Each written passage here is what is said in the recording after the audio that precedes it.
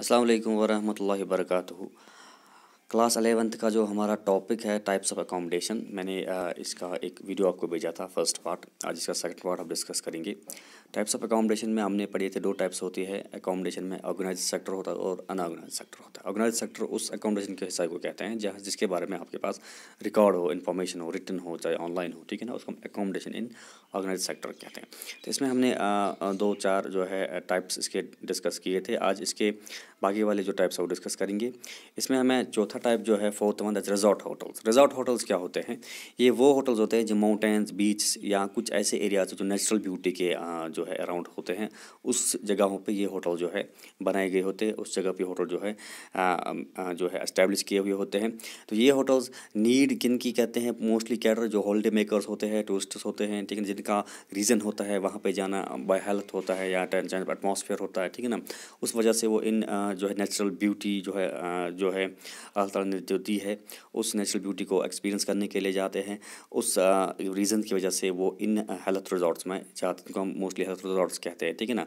इसमें बहुत सारे जैसे टाइप्स आ जाते हैं, जैसे हम कहते हैं हिल रिजॉर्ट्स है, समर रिजॉर्ट्स है, हेल्थ रिजॉर्ट्स है, वाइल्ड लाइफ रिजॉर्ट्स है। तो ये सारे के सारे मोस्टली जो ये होटल रिजॉर्ट होटल जो होते हैं ये नेचुरल एटमॉस्फेयर में जो एस्टेब्लिश हुए होते हैं, जहाँ पे नेचुरल ब्यूटी हो, जो पूरा का पूरा जो है नेचुरल जो है एटमॉस्फेयर से, नेचुरल सराउंडिंग से जो है घिरा हुआ हो, ठीक है ना।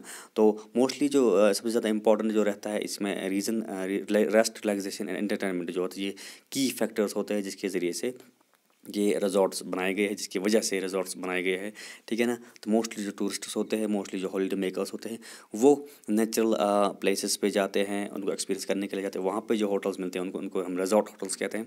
वहाँ पे अकोमोडेशन उनके लिए यही रिजॉर्ट्स होटल रहता है, ठीक है। उसके बाद यहाँ पे अपार्टमेंट होटल्स होते हैं। अपार्टमेंट होटल्स क्या होता है?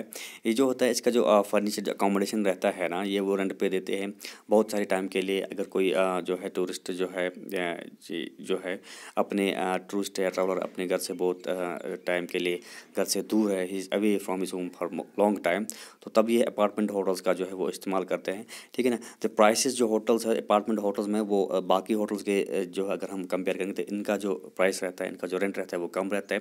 लेकिन यहाँ पे इम्पोर्टेंट ये है कि यूरोपियन प्लान जो है कि पे ही काम करते हैं, जहाँ पे आपको कोई मील्स जो है नहीं प्रोवाइड की जाती है गेस्ट्स को, तो उनको खुद वो जो है तैयार करना पड़ता है। ये अपार्टमेंट होटल रहता है।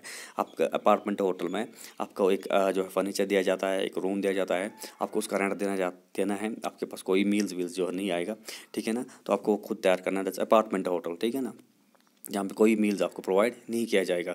सर्विसेज जो भी यहाँ पे फैसिलिटीज़ आपको देती है होटल्स, अगर हम बाकी की होटल्स की बात करेंगे तो वो ऑफ एन एवरेज होता है वेल रेगुलेटेड होटल की, तो उससे कंपैरिजन हम कर सकते हैं, ठीक है ना। तो वैसी सर्विसेज अपार्टमेंट होटल्स में आपको मिल जाती है, ठीक है ना। जैसे वाशरूम्स हैं, टेलीविजन्स हैं, डाइनिंग रूम है, ठीक है ना, ये सारी चीज़ें आपको वहाँ पे मिल जाती है, ठीक है।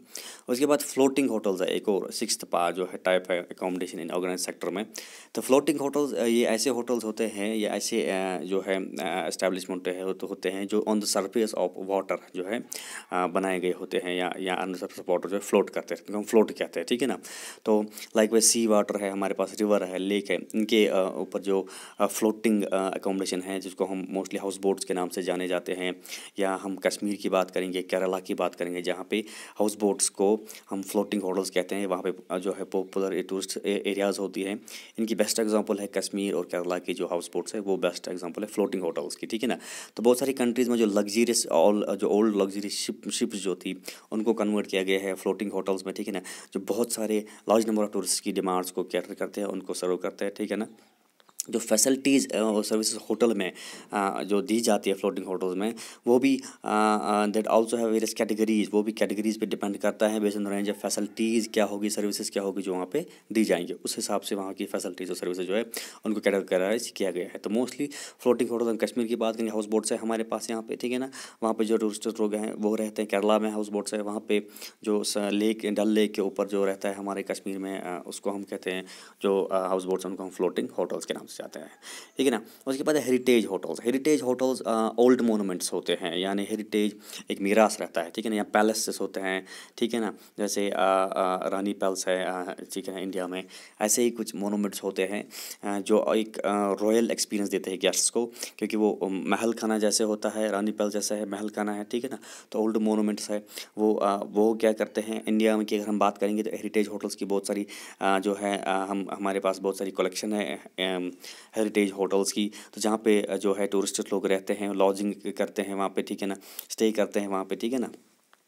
1950 से पहले पहले जो बनाई गई है ना, वेनिस हैज़ बिल्ट प्रायर 1950, ठीक है ना। जो आर्किटेक्ट का इस्तेमाल वहाँ पे होता है, जो कंस्ट्रक्शन का इस्तेमाल वहाँ पे हुआ होता है, वो बड़ा जो है एक अट्रैक्टिव फीचर रहता है इन हेरिटेज होटल्स का।